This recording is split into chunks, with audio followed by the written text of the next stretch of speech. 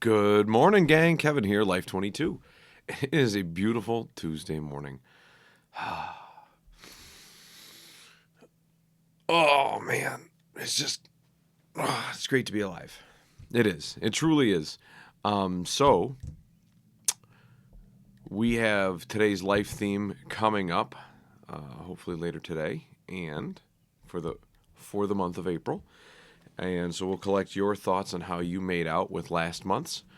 And reveal to you what this month's is. And then, let's see here. So we got some exciting updates coming up in local politics. Man, when you didn't think things could get more exciting, they do, right? Like, that's why this is my football season. This is where you punt it. So, as most of you know, if you follow the channel, I'm in the process of putting a deal together, and that deal is going to involve a new section of the channel where we get into real estate investing. And so that's kind of exciting, and it's coming up. And I was, taking care of some of that the beginning stages paperwork of the deal for a big package, and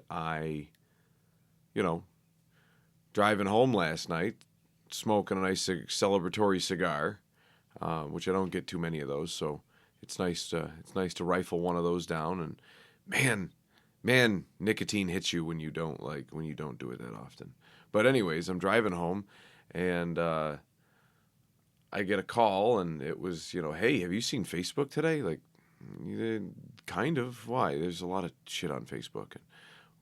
Well, apparently, and so here's an exciting update to the school board race. So originally, I'll start y'all at the beginning, right? There was one opening. There was one opening, and there was one opening in the school board race, and because one term was up, right? So, and that was Kelly Keller, and she was choosing not to run again, which is fine. It's a lot of work, and she put in a 5-year stint, and from what I gather, she's been to like everything. Like, she goes above and beyond, and I know Kelly and her husband Matt, and they're great people and just pillars of the community. So, when people say Kelly goes to everything, she probably went to everything. It was like, well, here's a sports banquet, and we always encourage people to, and so she'd go, I'm sure. And I'm sure that she would stay for the whole time, right? Not just like make an appearance and leave.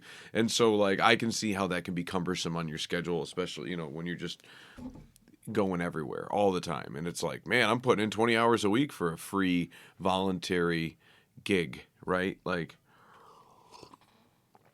but, I mean, there's a lot of people in our community that don't even put 20 hours a week into their own kids, right? So that's like, it's intense. But anyways, so she stepped down, and then there was a rumor that another one was gonna. Well, she didn't step down yet. Her term ends, which I believe it's June 1st or May 30th or something like that, or May 31st. It falls in that. So whatever their terms restart, and the elections happen, whatever the commencement date is, right? Then her term would fall off, and the new whoever won that race would take over. So, but there was rumored that another one was going to step down, and then, like, out of left field, another one did, and so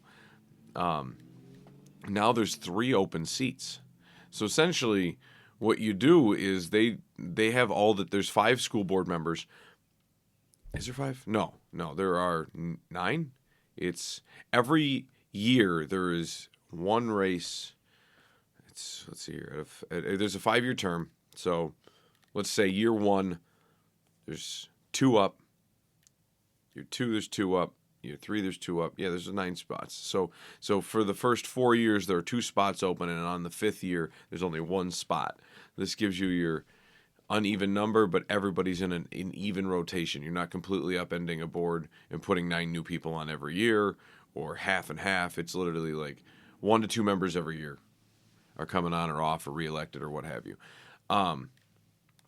So there's 3 openings. So what'll happen with like Kelly's term, it'll be a full 5-year term. It'll be the longest term on the ballot, right? But for the other 2 that step down, depending on where their term fell in that 5-year stint, like if they had 2 years left, then whoever would be the next lowest vote getter in this race would essentially take the next highest remainder of term, right? So the board in the meantime can pick like a replacement until the next election, if there's time. A lot of times, like, the election's coming right up. I don't think they're going to fill the spots that quickly. They may pick interims, but that's here nor there. So you go through and you pick, they go through and they'll pick the interim. They can pick interim people, and then those people would go. And so now let's say you have 6 people running, and they'll go with top 3 vote getters. So the highest vote getter will take the longest term, which would be the full term of Kelly Keller's, and then whoever the next out of the other 2, if one person had 2 years and the other person had 3 years left, the next vote getter, and then all the way down, and then everybody. And once those seats are filled, everybody else, sorry, try again next time. Because I've been shuffled in that boat, so I understand how it works. And so hats being thrown in the ring, right? I get a phone call. A guy I used to work with at the city was going to do it, and I was like, "Yeah, man, you'd be good." I guess his work schedule changed, so that his name got dropped. He didn't even pull petitions. It was one of those. He was going to do it. I think he made a Facebook page. It came down just because he wasn't doing it. Work schedule changed. He's like, I won't have time for it. He's like, so I'm out of the district now most of the time with traveling for work or whatever. And I was like, okay, well, that's one less person in the race. But I hear that there is de Blasi's running. He's gonna yell at me because it's Jason Ryan de Blasi. But I always get his last name right. So there's Tim Sherlock. He just threw his name in the ring because initially it was de Blasi and then Tracy Lynn Husselstein. She's a former candidate who ran for Ward 2 Alderman. And then Tim Sherlock came out as running. And then about that time is when the third person dropped out, right? So, you just had Kelly's seat, and then you had 2, maybe 3 people running, and then you had Tim throwing in after one seat opened, and then another seat opened, and now as of today, you had really like 3, maybe 4 people running for school board, and then there was a release on Facebook yesterday, and the release on Facebook is Young, Malik, and Calby for Olean School Board. So they're running on a triple ticket. And then it doesn't mean anything. It just means they collaborated to come together to run a campaign. It doesn't change the rules. Like one vote for them, you would have to cast each individual vote. So you still have to vote for all 3 people. There is no, you know what I mean? Like they've done this in the past with like county legislator races and stuff. So they just kind of group you in a ticket and hope that the whole group will rise up together. And in this case, I would surmise that the first person's name on the list is gonna carry the team, not because it's any more work. It's just because of name recognition. So the first one on Young, Malik, and Calby is Kathy Young. She was our state senator she was a county legislator. She was she was the minority leader for the Republicans in the state of New York. I mean, it's a big feather, right? Like, and so she, I believe from what I've gathered, she's since retired from the Department of Agriculture after she stepped down as senator. She went and taught ag at Cornell or something, and now I'm assuming she's retired, and now she's running for school board. So that alone. A lot of people love Kathy, so that alone will be. You could throw like the Crumb Brothers on a ticket with Kathy, and they'd probably get in the school board just because of name recognition. So, good on Kathy for running. Good on these girls for hopping on. You want to win school board, like team up with Kathy. That's probably how it's going to go down. But also, I'm super excited about this because this means that we're going to have like political legend Kathy Young on the show because everybody's getting interviewed for school board race. So this will be exciting, folks. Emails will be drafted and invitations will be sent. And then the next one is Aubrey Malik. Now I know the Malik last name. Went to school with a couple Maliks. I believe there's two different families of Malik. So I'm not sure. I don't know Aubrey. And then Alex Calby. I know Tony. He's the insurance guy. And I feel like I went to school with a Calby as well. Anyways, yeah, so that race is coming up. May 20th. I'm sure they got their petitions within hours. So they have a Facebook page up here. Let's work together to create only in school district that prioritizes safety, supports teachers, and provides every student with the opportunity to succeed. Pretty generic. It's I don't know where we don't prioritize safety. I mean, I guess I could critique this, but anyways, nonetheless, that's a pretty big release that Kathy Young thrown her hat in the ring for school board. So, and then that said, we got a special visitor at our house yesterday while I wasn't home. As I said, I was out working on starting a deal, and the gentleman who came to our door was looking for signatures for his petition, and my wife knew him, so she signed his thing.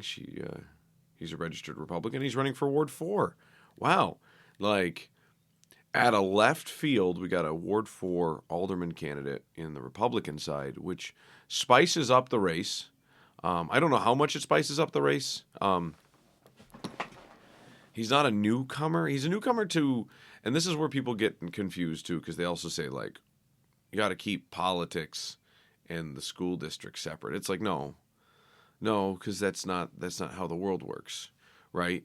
The people that say that you have to keep it separate are the ones not keeping it separate. It's like, oh yeah, you need to stop. If you're, it's not about Republican or Democrat, and it's like, whoever's saying that usually is like full blown one side or the other, and then like running for school board, and then they're like, my values don't make anything on my judgments. It's like, well, then why are they your values? Like, isn't that who you are at your core? Like, it drives me a little bit nuts. And then people are like, well, but it's not about politics. It's like, it's always about politics, because here's the thing. Politics are downstream from culture. So if your politics are different, it's because you have different beliefs and ideology that dictate your culture, and your culture is then what dictates your politics, because it's like just anything else, right? Like, you start, I don't know if you have like an animal cell or a plant cell, right? Like, they grow up to be different things, right? And then it's like, you're measuring, politics has nothing to do with the end result. It's like, no, I'm pretty sure it's like, it's derived from the same base. So yeah, each one comes from a different school of thought. So one would surmise that it would have a great effect, right? So like, yeah, sure, the politics can change a little bit, but at its core, where its roots are, it still plays a large role in design, effect, everything down the road, all the way to the end, the result. Now the results can slightly vary, but it's one of those. So anyways, yeah, the school board, people say it's not political, but so the newcomer for Alderman is Alan Jason Peters, who was on the school board, and so it is. So he's not a newcomer to politics, I would say, because the school board is political, like I said, and but he is a newcomer to the city government politics, if that makes sense. But like our conversation with Vernon went. Me and him were talking about this. We see eye to eye on this. Hey, competition's good. Competition's healthy. The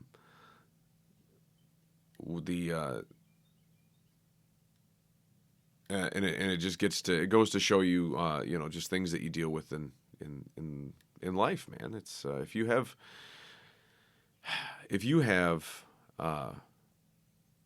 good if you just in anything, whether it's government, if it's the free market, like if you don't have competition, you stifle development because you're not forcing other people. The incentive structure is not there to force other people to grow and to innovate and to invest in research and development, to let themselves stand out amongst their competition, to keep prices low and competitive, so you don't have all these different things, right?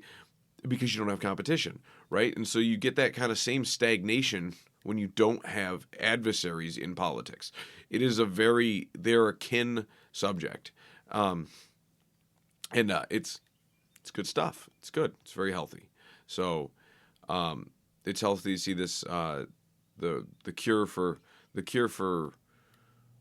what is it? The cure for, well, what if all your free speech, there's bad speech? Well, the cure to bad speech is more free speech. You just keep throwing free speech at stuff.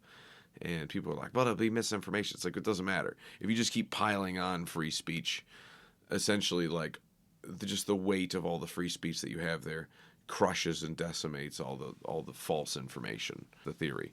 But then when you start stifling it, when you start stifling free speech and restricting it, instead of like holding back free speech, what ends up happening is all you're left with is like garbage information, garbage speech. And it's like, that's why you don't stifle it. You just keep pumping it on because it naturally kills off the bad speech. Just like a terrarium, a little ecosystem. Free speech is an amazing thing as well. So free markets, free speech. Let's go, baby. And with that said, guys, those are our 2 announcements today. So you still have the original 3 that are running, but now you have a trio running in competition. I would love to see a debate. I would love to host. Petitions just got passed out. So we got to see who the petitions just got, I think they're still rolling in for the school board. But the city for the school board, so that race comes and goes real quick because they'll have all that buttoned up before June, right? May 20th is the election, so by like June 1st or something along those lines, maybe it's June 20th. I can't remember. No, I think it's short after there. So like within the first 6 months of the year, like you're pulling petitions after right around the first quarter, and before the end of the first quarter, you've already got your election all summed up. Where in the city government political realm, you are pulling petitions like Valentine's Day, like beginning of May or beginning of March, and you have to have them in like beginning of April, end of March. And then you go to see who's on a primary for the party, and then now you're just like waiting, writing it out, hoping you don't have any bad press. You try to get some kissing baby photos from June until November, and that's just a big gap. And pretty much you have the entire year of a political campaign. So obviously the debates since it's a mayoral year, a debate would be fantastic. For school board, it's going to be tough, but I would love to hear these candidates just on a stage debating. We've talked about it for the mayoral race, for maybe possibly some of the alderman races, but mainly the mayoral race is a big one. But if you had the space, that would be it'd be an exciting thing. And I think that there'd be a numerous amount of local places to host a debate, and I think it'd be fun. I think it'd be exciting for citizens to see what your candidate's all about. And I'm all about transparency. So you really need to, sometimes people are very well spoken on paper when they have time to prepare, and that's fine. But you also have to have many tools in your toolbox. You have to be prepared to think on your feet, think quickly, have an idea, be able to disarm something, even if you don't have the idea right this moment. At least if you can de-escalate a situation and come back to it later. Maybe it's something, and also it lets people see your honesty. Like, I never really thought about that topic. And then you can shoot from the cuff, give people your initial instinct because they want to see that, because you're going to, as a mayor, as an alderman, you're going to see these shooting from the hip type things because you can't tell what legislation is going to be thrown at you. Like, sometimes you're aware, and other times it's thrown at you and you have no idea. Like, you're just like, oh, I didn't know we were going to be addressing this law. Let me collect my thoughts on this. And then you have time to go back. But a lot of times people want to see, when you're shooting from the hip, you, just like we talked about with the plant animal cell, right? Like they have different bases, different root bulbs, and they're coming up. And I guess maybe the animal cell is not the best to think about it, but maybe different species of plant, right? They're similar, they look alike, but they have root bases that are in different locations on the spectrum. They're some are deeper than others.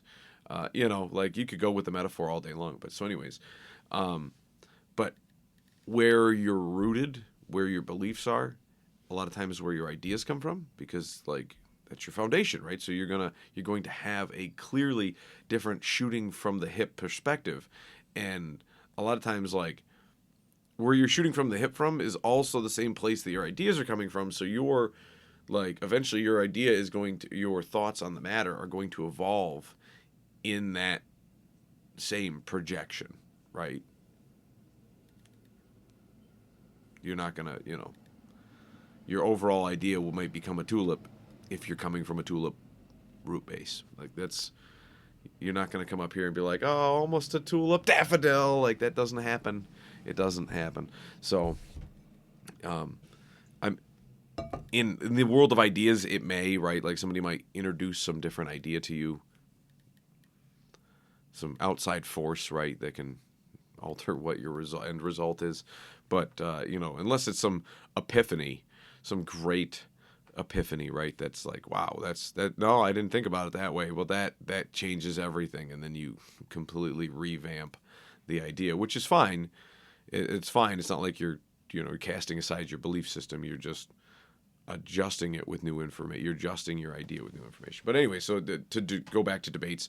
Debates are really great because they're going to show transparency. You're going to get inside the minds of how these people are thinking, and there's no truer way than to not let somebody kind of ferment on a topic and just let them shoot from the hip, because then you're going to see where their instincts are coming from. You can kind of see almost like a direct little window into their belief system sometimes, depending on the questions, depending on all this stuff.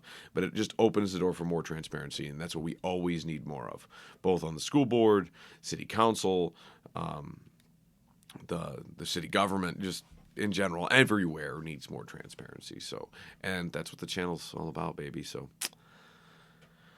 all right, guys. Well, that was a longer than yesterday, but it was a good podcast. We'll catch you guys tomorrow on Life22, or we'll catch you later for the announcement of April's Life theme.